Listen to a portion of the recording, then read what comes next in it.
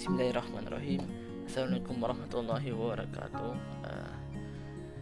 Sebelumnya perkenalkan, nama saya Muhammad Sulaiman Akbar dari Prodi Ekonomi Syariah Universitas Sultan Hasanuddin Jambi. Saya di sini akan menjelaskan tentang analisis struktur perilaku dan kinerja industri makanan dan minuman di Indonesia. Seperti yang kita ketahui, sektor industri memiliki peran yang cukup besar dalam mendorong pertumbuhan ekonomi di Indonesia. Karena kemampuannya dalam menciptakan nilai tambah yang cukup tinggi, industri juga dapat memberikan peluang untuk menciptakan dan memperluas lapangan pekerjaan. Sekaligus lalu bukan hanya sekedar perluas dan pekerjaan, sekaligus mengurangi angka pengangguran yang berarti meningkatkan kesejahteraan masyarakat serta mengurangi kemiskinan dengan jumlah tertentu.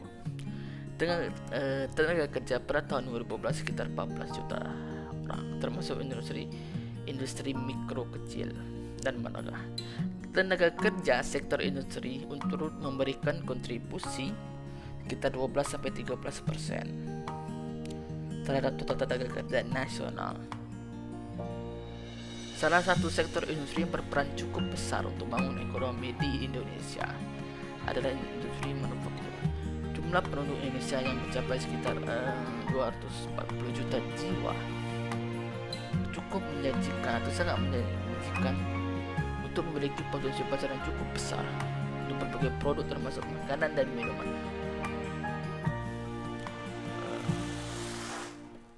Mungkin langsung saja, mungkin saya akan menjelaskan tentang beberapa hal.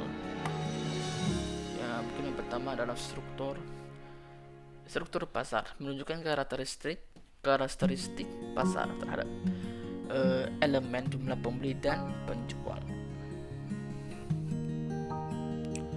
Menurut Salvatore tahun 2012 mengungkapkan bahwa struktur pasar mengacu pada lingkungan persaingan di mana pembeli dan penjual produk berinteraksi. Rasio konsentrasi perusahaan terbesar dalam suatu industri atau bisa disebut dengan CR4 merupakan rasio konsentrasi yang paling sering dipakai dalam pengukuran.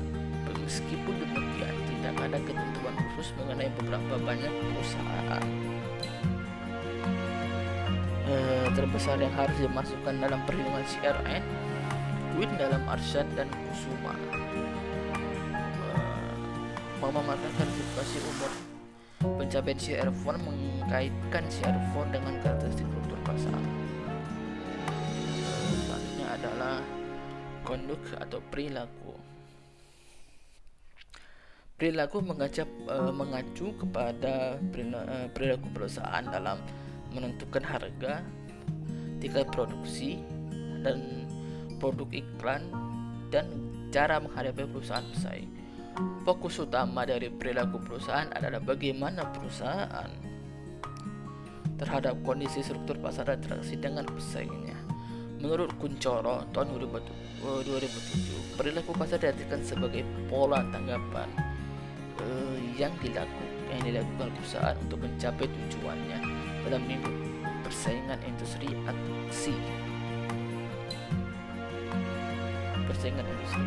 Aksi reaksi antar suatu perusahaan terhadap perusahaan lainnya diterapkan dalam bentuk penetapan harga jual serta promosi produk atau pengiklanan.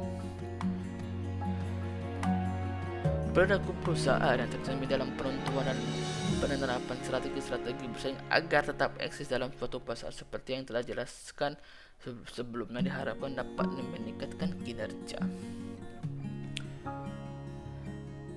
dari perusahaan tersebut. Baik, selanjutnya adalah performance. Jaya tahun 2008 menguraikan beberapa tujuan dari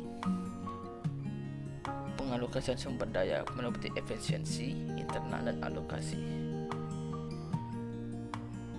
Kemajuan teknologi keseimbangan dalam distribusi dan dimensi lainnya meliputi kebebasan individu dalam memilih keamanan dari bahaya yang mengancam dan keanekaragaman budaya yang ada. Kinerja merupakan hasil kerja yang dipengaruhi oleh struktur dan perilaku industri, di mana hasilnya biasanya dilihat dari besarnya penguasaan pasar atau besarnya keuntungan suatu perusahaan dalam suatu industri. Kinerja dalam suatu industri dapat diamati melalui nilai tambah, produktivitas, dan efisiensi.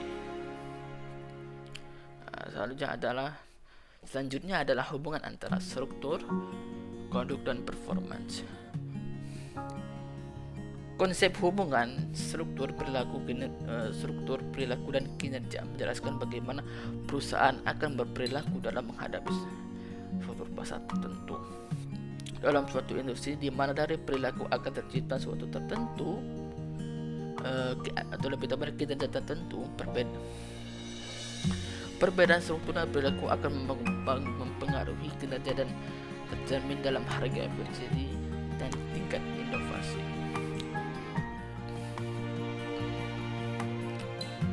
Selanjutnya mungkin kesimpulan dari hasil ini.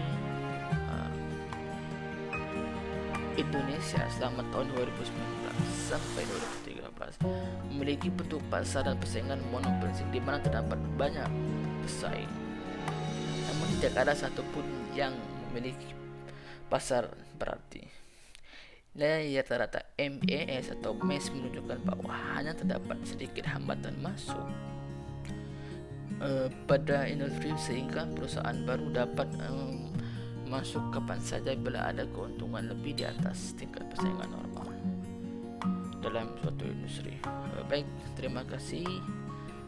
Ini ada penjelasan dari saya. Wassalamualaikum warahmatullahi wabarakatuh.